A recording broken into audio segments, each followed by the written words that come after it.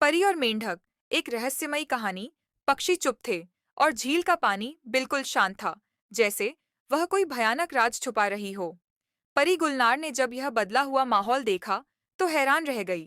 वह हमेशा जंगल की सुंदरता और शांति बनाए रखती थी, लेकिन आज हवा में किसी अनजाने खतरे की आहट थी।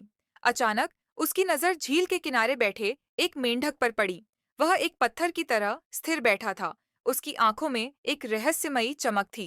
परी ने सतर्क होकर पूछा, तुम कौन हो और यहाँ इतना सन्नाटा क्यों है? मेंढक ने धीरे से सिर उठाया और भारी आवाज में बोला, यह झील एक भयानक रहस्य छुपाए हुए है। परी गुलनार, मैं एक साधारण मेंढक नहीं हूँ। जो भी इस झील के रहस्य को जानने की कोशिश करता है, वह किसी न किसी जादू का शिकार हो जाता है। परी की आंखों में हैरानी और चिंता उभर आई।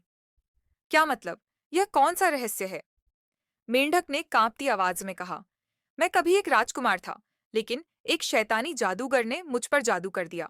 मैंने गलती से झील के भीतर छिपे एक निषिद्ध खजाने को छूने की कोशिश की थी, और उसी क्षण मैं एक मेंढक में बदल गया। परी गहरी सोच में पड़ गई।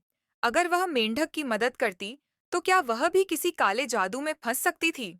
लेकिन वह डरने वालों में से नहीं थी। उसने अपनी जादुई छड़ी उठाई और मंत्र पढ़ा। झील का पानी हिलने लगा, पेड़ सरसराने लगे और एक घना धुआं उठने लगा। अचानक एक भयानक ठहाका गूंज उठा। यह वही जादूगर था। तुम्हें लगता है कि तुम मेरा जादू तोड़ सकती हो? जादूगर ने कहा। उसकी लाल आंखें गुस्से से चमकने लगीं। लेकिन गुलनार ने हिम्मत नहीं हारी।